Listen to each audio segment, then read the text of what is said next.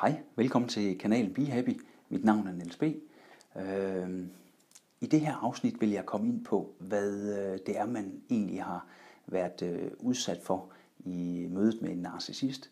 Det er ikke så vigtigt, om det er på arbejdspladsen, om det er et familiemedlem, eller om det er i et parforhold. Det er grundlæggende de samme ting, der sker. Lad mig starte med at vende lidt tilbage til slutningen på den sidste video. Jeg nævner nogle ting, hvordan man har tankemylder og svært ved at samle tankerne. Man kan have svært ved at sove, selvom man er rigtig, rigtig træt. Ens fordøjelse kan også have ændret sig. Man kan enten have taget på, eller man kan have tabt sig. Der er rigtig mange forskellige symptomer der, men hvis du efter videoen her går ind på Stressforeningens hjemmeside, så vil jeg anbefale, at du prøver at kigge på symptomerne derinde, og så er jeg sikker på, at du vil kunne genkende til rigtig, rigtig mange af dem. Og hvorfor så det? Jamen, det er fordi alt, hvad der har med narcissisme at gøre, drejer sig om stress.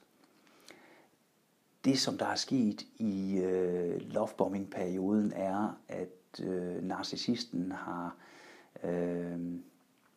fundet det, vi kalder trigger i det narcissistiske miljø. Det er simpelthen tryk på dele i din hjerne, som jeg vil komme lidt mere ind på. Narcissisten gør det her for at få kontrollen og magten over dig. Det vil narcissisten ikke kunne gøre, hvis du sådan er i et stadie af dine fulde 5. Så i starten der identificerer narcissisten de her knapper, som man kan trykke på, eller trigger, og så kan glidebanen begynde, hvor narcissisten simpelthen trækker dig længere og længere ud i stress. Det gør det rigtig svært for ofrene at forstå, hvad det egentlig er, der er sket.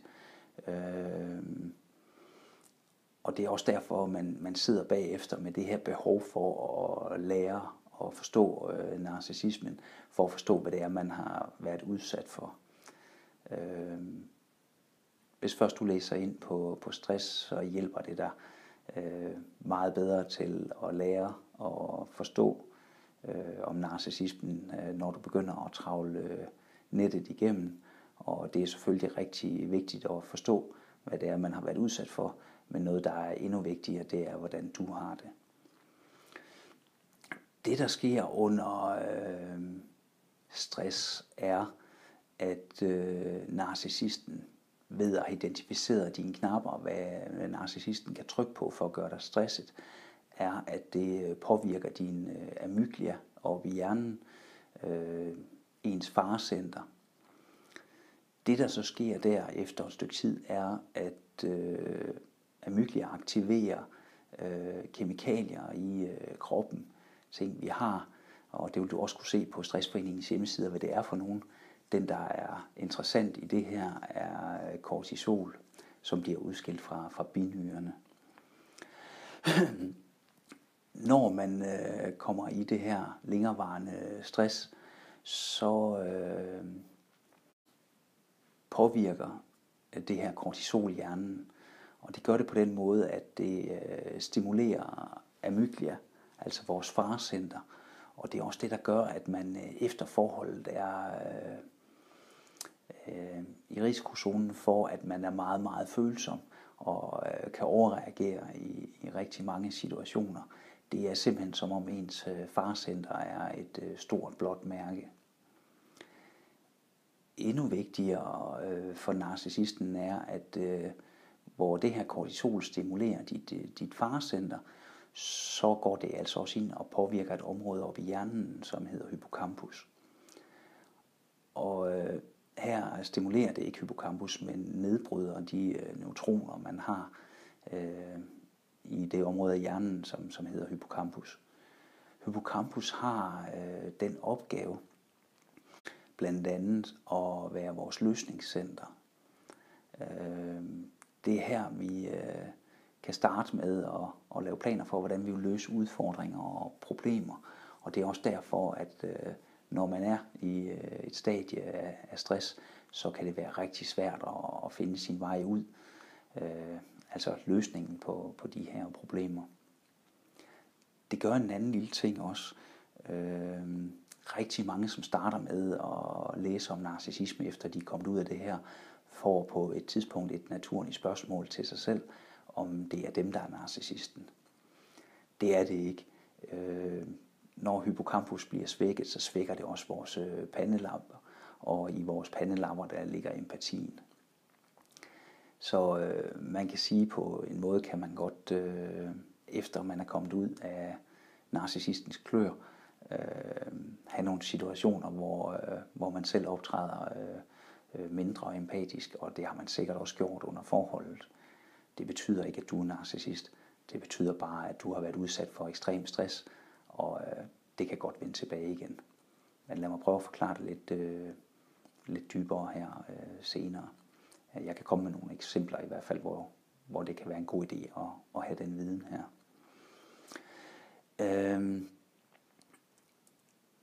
Det vigtigste er jo, som sagt, at du finder ud af, hvad det er, der er sket med dig under den her proces. Det er ekstrem stress i mange tilfælde, vi snakker om. Det er PTSD, og det er CPTSD. Forskellen på de to er perioden, man har været udsat for det her stress. Forestil dig også, hvordan narcissisten vil udnytte det her, efter I er kommet ud af forholdet. Det er sådan, at amygdala, mandelhjernen heroppe, har hukommelse. Det er en rigtig god idé, at man kan huske, at en bjørn kan være farlig, og det er den måde, hjernen reagerer på. Men den hukommelse udnytter narcissisten så også blandt andet, hvis I har forældremyndighedssager eller andet. Så kan narcissisten meget, meget nemt med sin viden om dine trigger eller dine knapper aktivere dit farecenter. Og så reagerer vi jo så forskelligt der med enten fight, flight eller freeze. Og det er jo ikke svært at forestille sig, hvordan man har det ved at blive puttet ind i et rum face to face med narcissisten bagefter. Det giver så desværre tit en adfærd, desværre hvis man er i fight mode, som gør, at man på andre virker sådan hysterisk, kværulant, mange forskellige ting. Er det det, der sker, så er det jo nemt for narcissisten at trykke på knappen, når man kommer ind til mødet, og så kan narcissisten egentlig læne sig tilbage. Fordi hvis du er gået i fight mode, jamen, så vil der blive set på dig og din opførsel. Og så er det jo nemt at komme frem til en konklusion, at det er dig, der har problemet. Mens narcissisten blot kan læne sig tilbage og se, at du graver hullerne for dig selv. Hvad kan man så gøre i sådan en situation her? Man har jo svært ved at tænke klart. Ens løsningscenter er ikke så fint tunet, som den skulle være. Og det er jo ikke skide godt, når man skal ud af sådan en situation her. Der er masser af gode forslag på Stressforeningens hjemmeside, hvor du kan få forslag til, hvordan man regulerer de her ting. Der er almindelige ting, du selv kan gøre. Gør ting, der lader dig op. Kom ud i naturen. Gå en god tur. Få drukket en masse vand. Det er vigtigt at få de her kemikalier ud af kroppen igen. Der skal vand til. Det er ligesom vejene for at få det ud. Motionen kan løsne de her kemikalier fra din hjerne. Tag en tur i boblebad. Få noget massage. En rigtig god ting til at få de her ting ud af kroppen. Og så få noget ro. Lad være med at omgive dig med for mange ting, der virker støjende eller pressende på dig. Så det allervigtigste. komme væk, få stoppet den der påvirkning fra narcissisten af. Det er derfor no contact er så vigtig. Igen med hukommelsen i amygdala. Billeder, ting der minder dig for meget om narcissisten, få dem væk. Lad være med at følge deres hjemmesider, eller hvad der sker på deres sociale medier. Få det slettet fuldstændig. Det er det vigtigste. En stresscoach her kan være en rigtig, rigtig god idé, og der findes forskellige teknikker, som kan hjælpe dig med det. Det er vigtigt, at det her det er ikke permanente skader. Det kan være det, hvis det er over rigtig, rigtig lang tid, men i langt de fleste tilfælde, der vil man kunne regulere tingene tilbage i hovedet. Der findes forskellige teknikker, du kan søge på EMDR. En anden teknik er EFT, for at komme i kontakt med din krop igen, fordi der er sket så mange ting op i hovedet. Så tapping også en god idé. Og meditation kan være rigtig, rigtig rart for en til simpelthen at få den her kropskemi ned.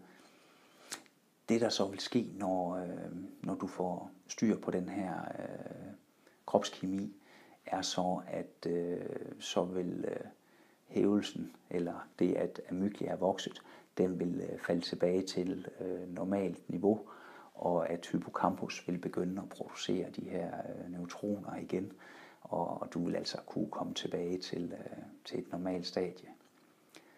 Alt efter hvor lang tid du har været udsat for det her ekstreme stress, jamen så tager det altså også noget tid inden at regulere sig, og det kan nemt tage op til et par år, før du er fuldt på plads igen. Men det gode er, at du har altså mulighed for at komme tilbage. Ja. I den næste video vil jeg komme ind på, hvad det egentlig er, man skal igennem. Det var en ting, jeg selv manglede, da jeg gik igennem det. Det har været rart at have ligesom et map. Og der findes 5 stadier, som ligesom fortæller, hvad det er, man skal igennem her.